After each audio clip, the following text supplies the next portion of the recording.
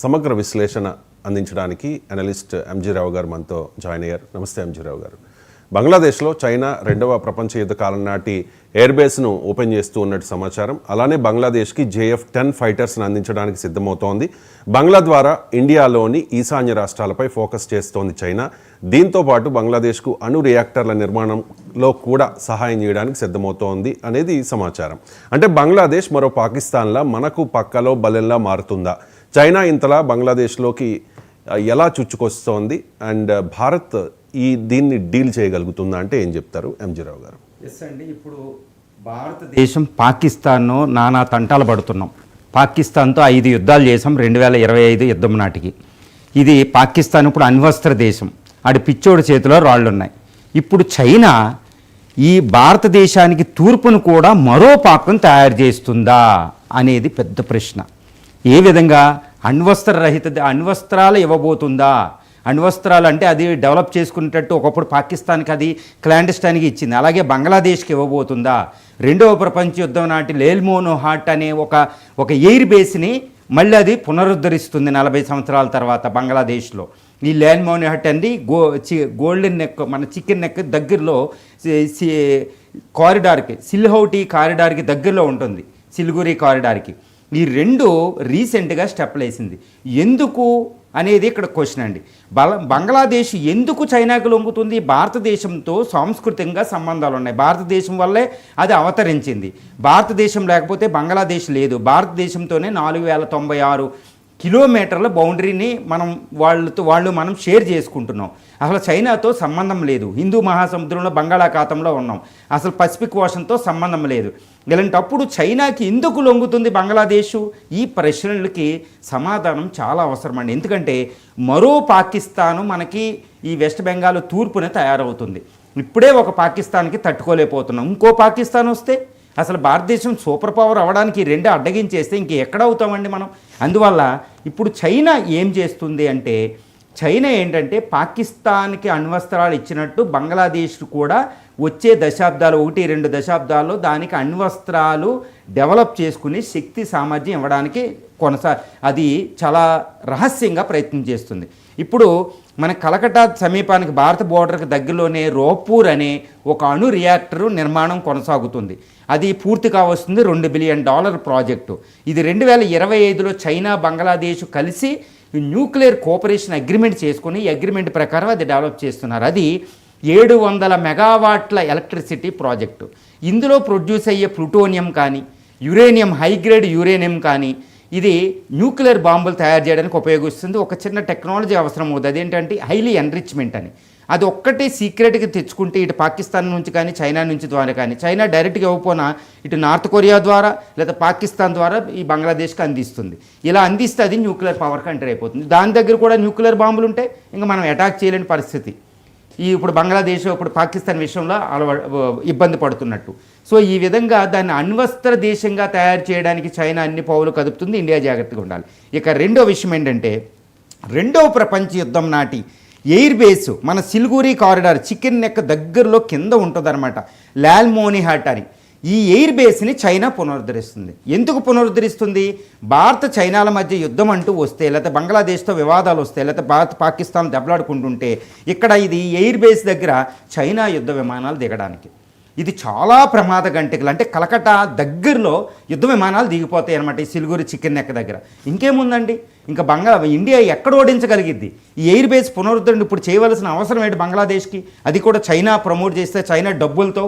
So ఇది ఒకటి. 2 China నుంచి 16 JF-10 thunder fighters, JF-17, JF-10 రాబోతున్నాయి. ఈ యుద్ధ విమానాలు మనకు ప్రమాదం. ఇప్పుడు పాకిస్తాన్తో మనం పాకిస్తాన్తో పోరాడవలసి వచ్చింది రఫేల్తో. ఇది చాలా ప్రమాద గంటికలు. 2 చిట్టగాంగ్ పోర్టు దగ్గర చైనీస్ నేవీ ఒకటి తయారవుతుంది, ఈ మయన్మార్ దగ్గర కోకా ఐలాండ్ లాగా. ఇది చాలా ప్రమాదం, కలకట్టా పోర్టుకి దగ్గరలో ఉంటుంది చిట్టగాంగ్. సో నార్త్ ఈస్ట్ని అది ఆక్యుపై చేయడానికి ఇది ఎంత ప్రమాదం అంటే, మరో పాకిస్తాన్ మన ఇండియాకి తూర్పుని తయారు చేయడం. ఈ విషయాల మీద ఇండియాకి అవగాహన ఉందా లేదా అనే విషయం మీద కొంచెం ముందు ఇంకొకసారికి వెళ్దాం. ఈ యోనస్ అంటే ప్రస్తుత తాత్కాలిక గవర్నమెంట్ నడుపుతున్న యోనస్ నోబెల్ లారెట్ చైనా వెళ్ళి ఇటు నేపాల్ వెళ్ళి నార్త్ ఈస్ట్ మీద కారు కూతలు కూశారు. అసలు నార్త్ ఈస్ట్ మీద ప్రసంగించేంత ధైర్యం ఒక తాత్కాలిక గవర్నమెంట్లో నడిపే ఒక యూనస్కి ఎక్కడి నుంచి వచ్చింది? చైనా ప్రోద్బలం లేకపోతే, అటు పాకిస్తాన్ ప్రోద్బలం లేకపోతే. ఆయన తుమ్మితే ఊడిపోయే రకమైన పోస్టు దానికి అది. సో ఎందుకు వచ్చింది?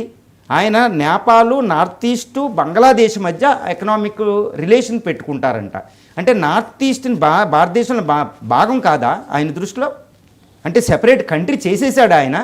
అది రెండు, ఆయన చైనా వెళ్ళి ఈ చికెన్ నెక్ ఉందండి, దాన్ని ఆక్యుపై చేస్తే మనం నార్త్ ఈస్ట్ని ఆక్యుపై చేసుకుంటామని చైనాలో పరోక్షంగా ఆయన డైరెక్ట్గా నార్త్ ఈస్ట్ కోసం ప్రసంగించాడు. అది చైనా ప్రెసిడెన్స్ అధ్యక్షుడి దగ్గర. ఇది ఎంత ప్రమాదం అంటే డైరెక్ట్ వార్నింగ్ ఇచ్చేసినట్టేనండి. ఆయన ఏదో యథాలోపంగా ఇవ్వలేదు, మీరు ఇది నార్త్ ఈస్ట్ని గిఫ్ట్ ఇస్తా, చికెన్ నెక్కనే కొట్టేసి తీసుకోండి అని చైనాకి ఇవ్వడమే. అది అరుణాచల్ ప్రదేశ్లో పేర్లు మారుస్తుంది. చూడండి ఎంత అంటే, ఇప్పుడు మీరు అడిగినట్టు చైనా ఏ విధంగా చొచ్చుకొచ్చింది, బంగ్లాదేశ్కి ఎందుకు చొచ్చుకు రాగలిగింది? బంగ్లాదేశ్ ఇంత బోర్డర్ మనతో షేర్ చేసుకుంటుంది, 4000 కిలోమీటర్లు ఎక్కువ బోర్డర్ ఉంది దాంతోనే. తర్వాత ఎన్నో నదులు మన భారతదేశం నుంచి ఇటు బ్రహ్మపుత్ర వెళ్ళాలి, గంగా వెళ్ళాలి, ఇటు జమునా రివర్లు వెళ్ళాలి. ఈ రివర్లన్నీ బంగ్లాదేశ్కి వెళ్ళేదే మన భారతదేశం నుంచి. అసలు దాని బౌండరీయే సరిగ్గా ఉండదు, కాపాడుకోలేని పరిస్థితి. హయ్యెస్ట్ పాపులేషన్ డెన్సిటీ ఉంది, కడు పేదరిక దేశం అది. ఓకే, లోవర్ ఎకనామిక్ టెండెన్సీ ఉంటుంది హెచ్డిఐలో ఇండెక్స్ ప్రకారం. సో ఎందుకు ఇంత ధైర్యం వచ్చింది అంటే, చైనా ఏం చేస్తుందంటే బంగ్లాదేశ్ బలహీనతలను ఆసరా చేసుకుంటుంది. అటు పాకిస్తాన్ ఉపయోగించి ఉంటుంది. పాకిస్తాన్ ఇస్లామిక్ బ్రదర్హుడ్ దాంతో సంబంధాలు ఉపయోగించుకుంటుంది. యాంటీ ఇండియా సెంటిమెంట్ని రైజ్ చేస్తున్నాయి పాకిస్తాన్, చైనా కలిపి. ఎందుకంటే అది ముస్లిం దేశం. భారతదేశంలో ఇది హిందూ లౌకిక రాజ్యం కాబట్టి, లౌకిక దేశం కాబట్టి ఇది కుదరనట్టు Bangladesh Nationalist Party Khaleda Zia government ఆవిడ ఏం చేస్తాయి, షేక్ హసీనా కాస్త ఇండియా ఫేవర్గా ఉంటుంది కాబట్టి యాంటీ ఇండియా సెంటిమెంట్ రప్పించి బంగ్లాదేశ్ను ఆకట్టుకుంటుంది. దాన్ని చైనా ఆసరాగా చేసుకుంటుంది, ఖలీదా జియా పార్టీని, బిఎన్పి పార్టీని. ఇప్పుడు తాత్కాలిక గవర్నమెంట్ వచ్చింది. ఈ తాత్కాలిక గవర్నమెంట్ ఏం చేయాలి, డిసెంబర్ నాటికి ఎన్నికలు పెట్టాలి. ఇప్పుడు వచ్చే డిసెంబర్ నాటికి నిన్న ఆర్మీ జనరల్ కూడా వార్నింగ్ ఇచ్చాడు యూనస్ గారికి. ఇప్పుడు ఎలక్షన్ పెట్టకుండా ఈయన పర్మనెంట్గా పదవిలో ఉండాలనుకుంటున్నాడు. చైనా దానికి సపోర్ట్ చేసింది, అమెరికా సపోర్ట్ చేయడం లేదు. చైనా సపోర్ట్ చేసింది కాబట్టి చైనాకు అనుకూలమైన ట్రెండ్ ఈయన తీసుకున్నాడు. దీంతో చాలా ప్రమాదం పడిపోయింది. అదేవిధంగా అమెరికా కూడా యూనస్ ఉంటే బెటరు అనేటట్టు చేయడానికి ఏం చేస్తున్నారు, ఎందుకంటే మోడీ గారు వైట్ హౌస్ విజిట్ చేసినప్పుడు మోడీ గారు బంగ్లాదేశ్ ప్రస్తావన జర్నలిస్ట్ తేగానే అది మోడీ చూసుకుంటారని ట్రంప్ గారు బంగ్లాదేశ్ విషయాన్ని ఇండియాకు వదిలేశారు. సో ఇలా వదిలేసినప్పుడు బంగ్లాదేశ్కి భయం పట్టుకుంది. అందుకని రఖైన్ కారిడార్ అని మయన్మార్లో ఉన్న రఖైన్ కారిడార్ ద్వారా రోహింగ్యాకి మానవతా సహాయం చేసి ఒక కారిడార్ బంగ్లాదేశ్ ఇండియా ద్వారా బంగ్లాదేశ్ నుండి మయన్మార్ వెళ్తుంది. దీనికి ఈయన సపోర్ట్ చేశాడు అమెరికాను ఆకట్టుకోవడానికి. ఆర్మీ జనరల్ నేను దాన్ని వ్యతిరేకించేటప్పటికి ఆపారనుకోండి. సో ఈ విధంగా దీన్ని బట్టి చూస్తే యూనస్ మైండ్లో ఏముంది అంటే, ఎన్నికలు పెట్టకుండా నేనే పర్మనెంట్గా డిక్టేటర్ని అయిపోదాం, బంగ్లాదేశ్ నాయకుడు అయిపోదాం అనేది ఒకటి ఉంది. దీనికోసం ఇటు చైనా అమెరికా ట్రెండ్ ముఖ్యంగా చైనా వైపు తీసుకుంటున్నాడు. దీని అంతటిని ఆసరాగా తీసుకుంటుంది చైనా. చూసుకుని చొచ్చుకొచ్చేసింది, సైనిక పరంగా చొచ్చుకొచ్చేసింది అండి. దానికి అవకాశం దొరికితే ఇండియాని చుట్టుముట్టేస్తుంది అనమాట, ఎస్పెషల్లీ స్ట్రింజ్ ఆఫ్ పెరల్స్ లాగా. ఇందులో బంగ్లాదేశ్ పావు అయిపోయింది. సో ఇండియా సూపర్ పవర్ అయిపోతుంది. దాన్ని ఆపాలంటే ఇది ఇండియన్ ఓషన్లోకి రావాలంటే బంగ్లాదేశ్ రావాలి. సో నార్త్ ఈస్ట్లో కుంపట పెట్టి నార్త్ ఈస్ట్ని ఆపేస్తే ఇండియా స్టెబిలైజ్ అవ్వదు పొలిటికల్గా. ఇన్ని విషయాలు చైనా తీసుకుంటుంది. ఇంకొక విషయంలో కూడా బంగ్లాదేశ్ మనకి బాంబులే తయారైందండి. అదేంటంటే ఇది ఒక ఫెయిల్డ్ స్టేట్ పాకిస్తాన్ లాగా. ఇప్పుడు అంతర్గతంగా చూడండి, ఆర్మీకి పడ్డంలే. ఆర్మీ యూనస్కి వార్నింగ్ ఇచ్చారు, డిసెంబర్లాగా నువ్వు ఎన్నికలు పెట్టు, రఖైన్ టెరిటరీని నువ్వు అమెరికాకి ఇవ్వకు, అది మన సమగ్రతకు ముప్పు, చిట్టగాంగ్ కారిడార్ని ఆపు అని తిడుతున్నారు. సో అంటే ఏంటి, చైనా యూనస్ గారి దగ్గర పడ్డం లేదు, యూనస్ గారు ఒప్పుకోలేదు అనుకుంటే చైనా ఆర్మీ పాలన వచ్చేది. ఇది కూడా ఒక బాంబే. పొలిటికల్ అస్థిరత బంగ్లాదేశ్లో ఉంటే మనకి పాకిస్తాన్ అంత ప్రమాదకారి. దీన్ని బంగ్లాదేశ్ ఆసరాగా తీసుకుంటుంది. చూడండి, మయన్మార్లో ఆర్మీ పాలన వస్తే చైనా సపోర్ట్తో నడిపించేస్తున్నారు. చైనా ఇప్పుడు మయన్మార్ మనకి ఎక్కువ ఫేవర్గా ఉండదు. ఈ విధంగా బంగ్లాదేశ్ని తయారు చేస్తారు. మన చుట్టూరు ఫెయిల్డ్ స్టేట్ని తయారు చేస్తే మనకి ఇది స్టెబిలైజ్ అయిపోయి. చూడండి, మన ఇంటి పక్కన అందరూ కొట్టుకుంటున్నారనుకోండి, 4 ఫ్యామిలీలు, మనం శాంతియుతంగా ఉండలేము. వాళ్ళు అభివృద్ధి చెందుతున్నారనుకోండి, మన పిల్లలు కూడా నేర్చుకుంటారు. సో మన ఇండియా చుట్టూరు ఫెయిల్డ్ స్టేట్లు తయారు చేయడం. ఈ విధంగా బంగ్లాదేశ్ని అణ్వస్త్ర దేశంగా తయారు చేసిన, అది ఒక ఫెయిల్డ్ స్టేట్గా తయారు చేసిన చైనిక పరంగా అక్కడ ఉందంటే మన ఎంటైర్ నార్త్ ఈస్ట్ అనేది చాలా బొగ్గుమంటుందండి. ఇప్పుడు చూడండి, కలకత్తా, వెస్ట్ బెంగాల్ బొగ్గుమంటుంది. అది హయ్యెస్ట్ రైజింగ్ స్టేట్ ఇప్పుడు అది. అదేవిధంగా సిక్కిం నుంచి 7 స్టేట్లు పైన అరుణాచల్ ప్రదేశ్, నాగాలాండ్, త్రిపుర, మిజోరాం, ఈ 7 స్టేట్లు, ఈ 7 సిస్టర్స్ బాధపడితే ఇండియా అనేది తట్టుకోవడం కష్టం. ఆర్థిక అభివృద్ధి మీద మనం దృష్టి పెట్టలేం ఎంతసేపు సైనిక హిందూ మహాసముద్రంలో చైనా చొచ్చుకొచ్చేస్తుంది. సో ఇంకొక పాకిస్తాన్ని మన పక్కన తూర్పు వైపున తయారు చేయడం అనే ఎజెండాని చైనా పెట్టుకుంది. మరి ఇండియా ఏం చేస్తుంది? ఇది తెలియదా అంటే తెలుసు. పూర్తి కాన్షియస్గా చాలా స్టెప్స్ తీసుకుంటుంది. ఎందుకంటే స్వతంత్రం వచ్చాక, అంటే బంగ్లాదేశ్ అవతరించిన తర్వాత ఇప్పుడు లేని శిక్ష, ఒక భయంకరమైన ఒక పనిష్మెంట్ బంగ్లాదేశ్కి ఇస్తుంది. అదేంటి? కలకట్టా పోర్టు ద్వారా, మన పోర్టుల ద్వారా వాటి ట్రేడ్ ఆపేసాం. దాంతో ముఖ్యంగా దానికి జీవనాడి లాంటిదైన టెక్స్టైల్, రెడీమేడ్ గూడ్స్ని ఆపేసాం. దాంతో ఇప్పుడు బంగ్లాదేశ్కి 6,000 కోట్ల నష్టం వస్తుంది. అక్కడ అన్ఎంప్లాయ్మెంట్ వస్తుంది. ఇప్పుడు దారికి వచ్చేలా చేస్తుంది. ఇంత పనిష్మెంట్ మనం ఎప్పుడు ఇరుగు పొరుగు వాళ్ళకి ఇవ్వలేదు. సోదరభావంతో చూసేది భారతదేశం. అదేవిధంగా ఇప్పుడు అరుణాచల్ ప్రదేశ్ దగ్గర మన రఫేల్ ఫైటర్స్ అని బ్రహ్మోస్ మిసైల్ని మోహరించాం. సిలిగురి ట్రాక్ దగ్గర డేంజరస్ ఉందని రీసెంట్గా ఆపరేషన్ ప్రహార్ అనేది ఒక సిలిగురి కారిడార్ దగ్గర ఒకటి చేసాం. అది వార్నింగ్ ఇవ్వడం అనేది. బ్రహ్మోసు, ఈ తర్వాత సుఖోయ్ 30 ఫైటర్స్ని మనం మోహరించాం అక్కడ. అదేవిధంగా S-500 మిసైల్ సిస్టమ్ను ఒకటి నార్త్ ఈస్ట్ దగ్గర చైనా బోర్డర్తో మోహరించామంటే ఎంత డేంజర్ని భారతదేశం పసిగట్టిందో చూడండి.